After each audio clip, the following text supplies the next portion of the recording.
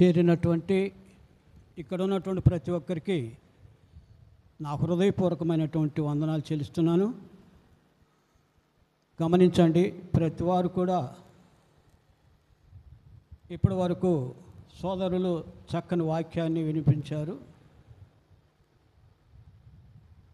మనము ఆలోచన చేసినట్లయితే ఈ రోజులు ఏ విధమైనటువంటి పరిస్థితుల్ని మనుషులు, వృద్ధులు, పిల్లలు, యవ్వనస్తులు ఏ విధమైనటువంటి పరిస్థితిని ఎదుర్కొంటున్నారంటే మనమందరము చూస్తూనే ఉన్నాం. ఏ ఇంట్లో చూసినా, ఎక్కడ చూసినా యవ్వనస్తుల యొక్క హృదయములు అనవసరంగా చెరుపుకొని దేవునికి దూరంగా జీవిస్తున్నటువంటి కుటుంబాలు చాలా ఉన్నాయి మన మధ్యలో. ప్రియులరా, మనము గమనించినట్లయితే దేవుడు మనకిచ్చినటువంటి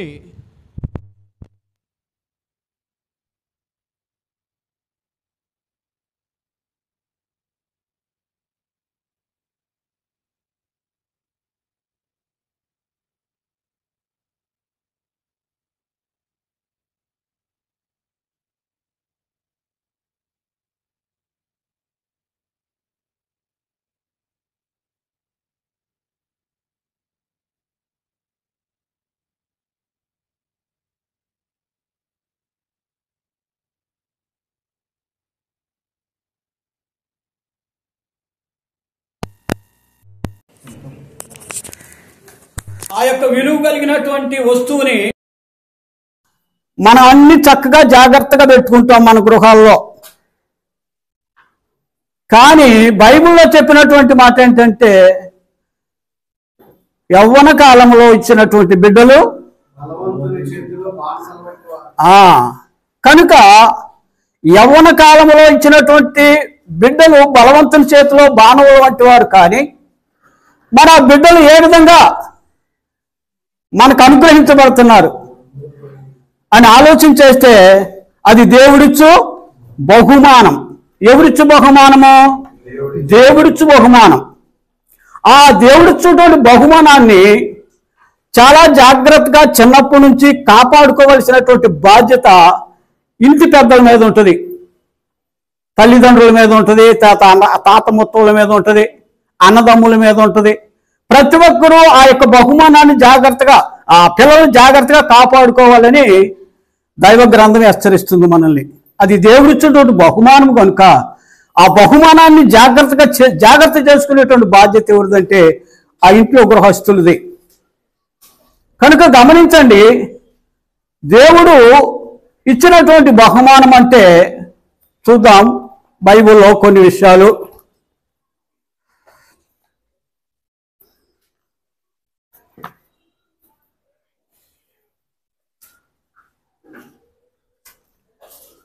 రోమీయులకు రాసిన పత్రిక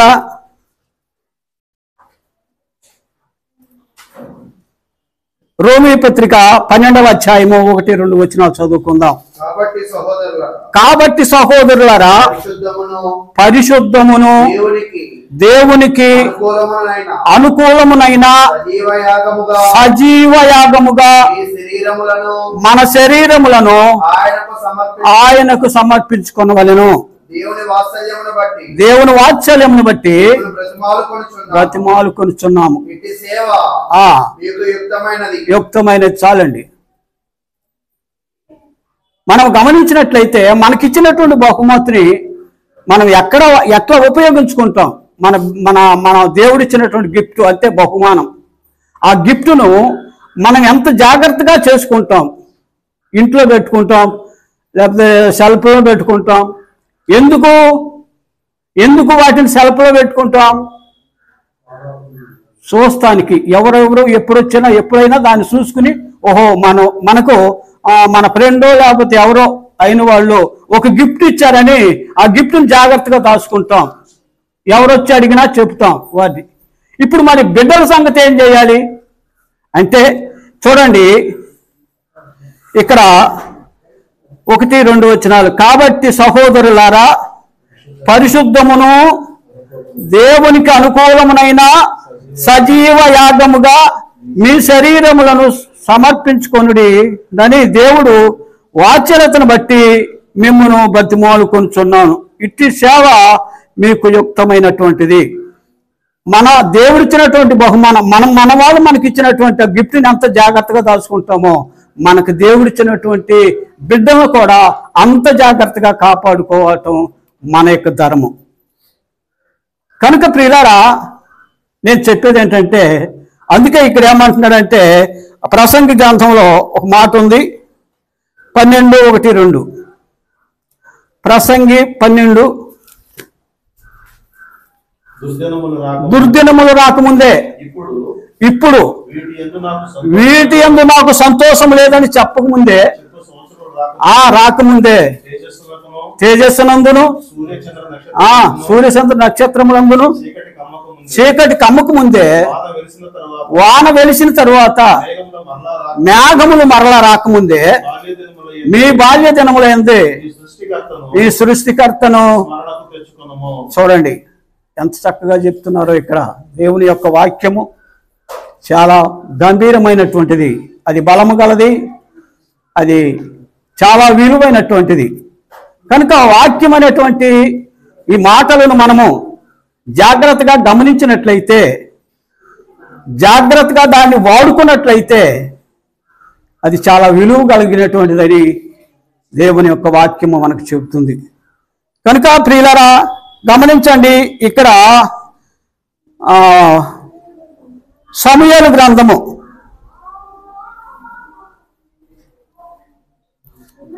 1 సమూయేలు గ్రంథము 17వ అధ్యాయము 32వ వచనంలో మనం చూస్తే ఉదాహరణ, ఇక్కడ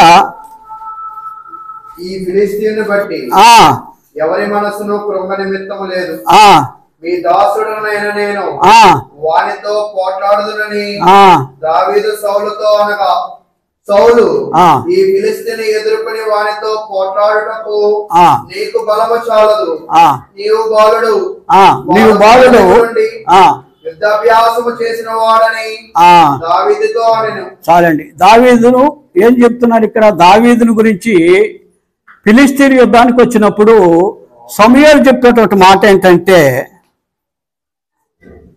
నీవు బాలుడవు, నీకు వయసు సాలదు, నీకు బలము సాలదు, నీవు యుద్ధానికి వెళ్ళటానికి వీల్లేదంటే నేను వెళతాను,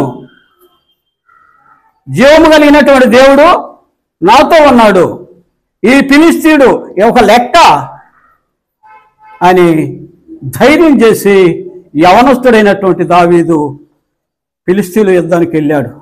కనుక ఆ యుద్ధంలో దేవుడు తోడున్నాడనేటువంటి విశ్వాసంతో, దేవునికి మాకు తోడున్నాడు, దేవుడు ఏదైనా చేయగలిగిన శక్తి కలిగినటువంటి వాడు, ఆయనకి ఏది అసాధ్యం కాదు, సమస్తం ఆయనకు సాధ్యం కనుక నేను దేవుని నమ్మాను, నేను దేవుడనే నా ఎంత ఉన్నాడని ధైర్యంతో దేవుని మీద విశ్వాసం ఉంచి వీళ్ళు చిన్న బాలుడైనటువంటి దావీదు ఫిలిష్తీయులను జయించటం మనం గ్రంథంలో చూస్తూ ఉంటాం. కనుక యవనస్తులే, వయసు లేదులే, చిన్నపిల్లలే అని మనం అనుకుంటే మనకు ఒక శాస్త్రం ఉంది, ఒక కథ చెబుతారు పెద్దవాళ్ళు. మొక్క అప్పుడు వంతుందే, జాగ్రత్తగా చూసుకోవాల్సినటువంటి సమయంలో మన పిల్లలు ఉంటున్నారు. ఎందుకంటే యవ్వనస్తులైనటువంటి వారు తప్పటడుగులేసేటువంటి విషయంలో తల్లిదండ్రులు చాలా జాగ్రత్తగా ఉండాలి, బంధుమిత్రులు జాగ్రత్తగా ఉండాలి. అన్ని విషయాల్లో వాటిని కాపాడుతూ దేవుని యొక్క సన్నిధిలో, దేవుని యొక్క నామములో, దేవుని యొక్క విశ్వాసములో పెరగటానికి ఎవరవసరమో? ఎవరండి? వారు ఇంటి వారు, బంధువులు, లేకపోతే తల్లిదండ్రులు, ఇంకా రకరకాలైనటువంటి వారు ఆ పిల్లలను చక్కగా జాగ్రత్తగా కాస్తే ఆ వారు వయసు వచ్చినప్పుడు కూడా బైబిల్లో ఏమంది? వృద్ధుడైన వాడు తొలగిపోడు. జాగ్రత్తగా మనము ఆలోచన చేయాలి. యవనస్తులు అనేటువంటి వారు ఇప్పుడు ఎట్లా ఉందంటే ప్రతి గృహంలోనూ ఎక్కడ చూసినా అట్టాగే ఉందిలేండి. కనుక ప్రియులారా గమనించండి, యవ్వన కాలంలో మన బిడ్డలను మనము జాగ్రత్తగా చూసుకోవాలి అంటే అది క్రైస్తవ యొక్క గృహంలో చాలా వరకు మంచిగా ఉంది. క్రైస్తవ గృహం కానటువంటి గృహంలో చెడిపోయినటువంటి గృహాలు మనం చాలా చూస్తున్నాం. కనుక ప్రియులారా గమనించే దేవుడు ఏం చెప్పాడో దానిని ఆచరిస్తూ మన పిల్లలకు దేవుని గురించి, ఆయన యొక్క మహత్తరమైనటువంటి శక్తిని గురించి పిల్లలకు ఎప్పుడు వివరిస్తూ ఉంటే వారు దాని నుండి తొలగిపోరు. కనుక ప్రియులారా గమనిస్తూ మనం ఆలోచన చేసినట్లయితే దావీదు విషయంలో సరే ఆయన పరిశుద్ధమైన జీవిత యాగము కొరకు యాకోబు పత్రిక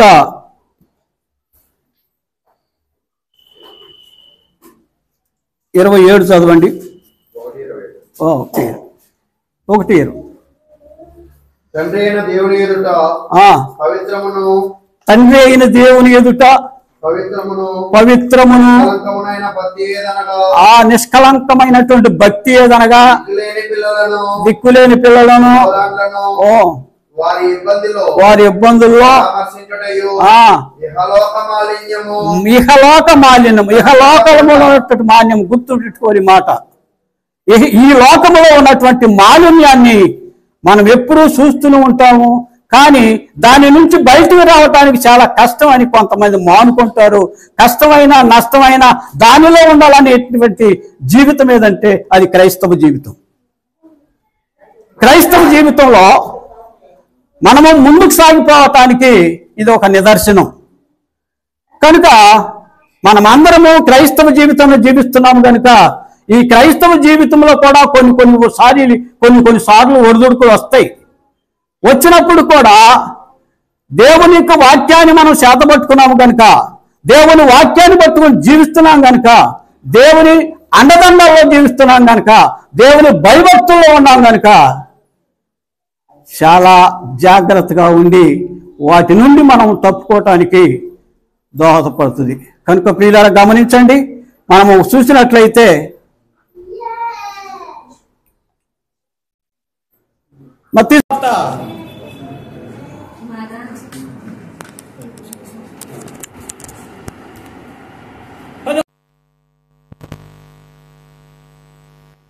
మత్తయి సువార్త 12వ అధ్యాయము 22వ వచనం.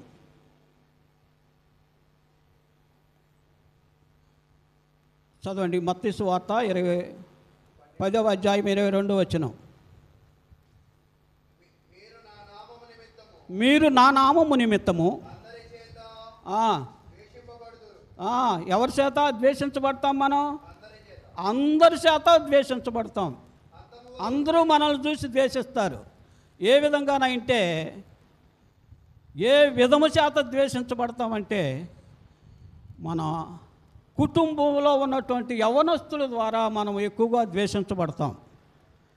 ఆ యవ్వనస్తుల ద్వారా మనం ద్వేషించబడకుండా ఉండాలంటే మొక్కప్పటి నుంచి సరైనటువంటి రీతిలో పెంచితే అది మానైనా కూడా ఏమి దానికి శల్యం లేదు. కనుక మనము ద్వేషించబడకుండా ఉండాలంటే మన కుటుంబంలో దేవుని వాక్యం ఉన్నట్లయితే, మన కుటుంబంలో దేవుని మీద విశ్వాసం ఉన్నట్లయితే, మన కుటుంబంలో దేవుని మీద నిరీక్షణ ఉన్నట్లయితే సమస్తమును జయించడానికి మనకు సాధ్యపడుతుంది. కనుక ప్రియులారా గమనించండి, ప్రకటన గ్రంథము 2వ అధ్యాయము 10వ వచనం చూసుకుని ముగించుకుందాం.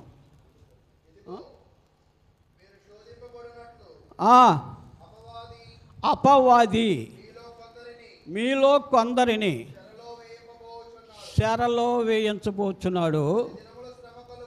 10 దినములు శ్రమ కలుగును, మరణము వరకు నమ్మకంగా ఉండుము, నేను నీకు జీవకిరీటం ఇస్తానని క్రీస్తు ప్రభువారు కరాఖండిగా మనకు విశ్వాసం కలిగినట్లుగా, మనకు ధైర్యం కలిగినట్లుగా వాక్యముతో మనల్ని హెచ్చరిస్తున్నారు.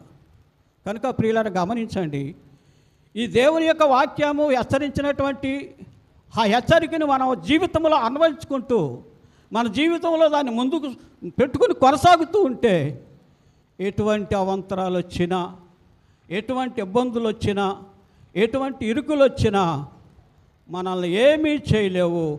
కనుక ప్రియులారా గమనించండి. నాకు ఇచ్చిన సమయం అయిపోతుంది. మనము చాలా జాగ్రత్తగా మన బిడ్డల విషయంలో, మన కుటుంబీకుల విషయంలో, తల్లిదండ్రులు కానీ పెద్దవారు కానీ జాగ్రత్తగా వారిని దేవుని యొక్క వాక్యములో, విశ్వాసములో మనం పెంచినట్లయితే వారు వృద్ధులైనా కూడా ఆ త్రోవ నుంచి తొలగిపోరని దేవుని వాక్యం చదివిస్తుంది. నాకు ఈ సమయం ఇచ్చినటువంటి సహోదరులకు వందనాలు. మరి ముఖ్యంగా